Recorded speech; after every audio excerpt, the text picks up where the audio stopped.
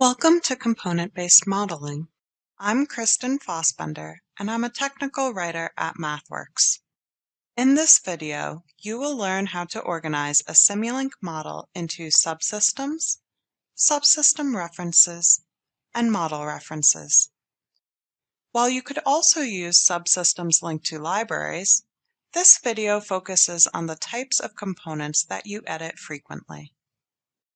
Suppose you have a model that includes operator logic, a controller algorithm, environmental disturbances, and a mechanical system. Subsystems provide an easy way to group blocks based on functionality. Unique names can help you identify the subsystems. To simplify the component interfaces, create buses and give them meaningful names.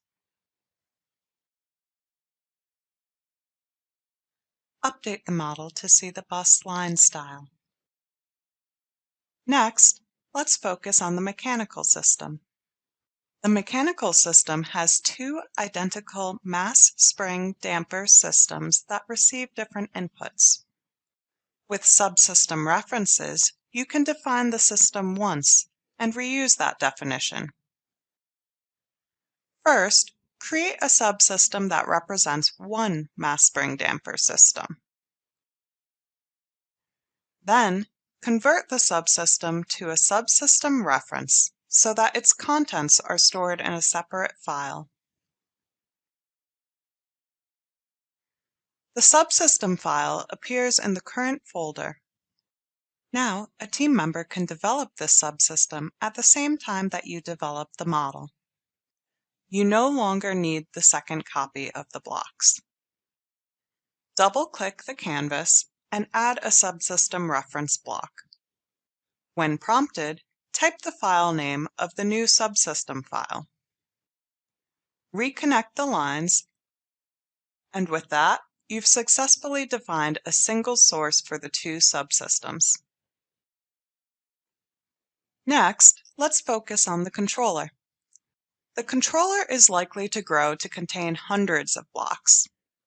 If you plan to generate code for the controller should have standalone behavior and an interface that defines the attributes of its inputs and outputs. You might also want the controller to support parallel builds and parallel simulation. Model references support all of these requirements.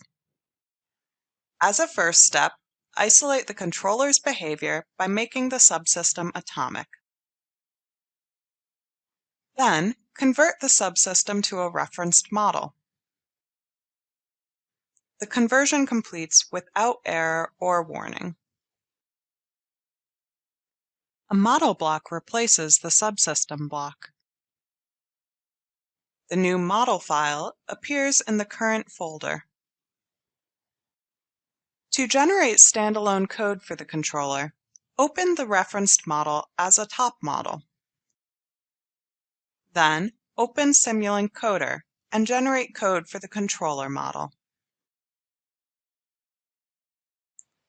The build summary shows that the build generated top model targets for the controller. Depending on the size of the team, you might want to create more components that are saved in separate files.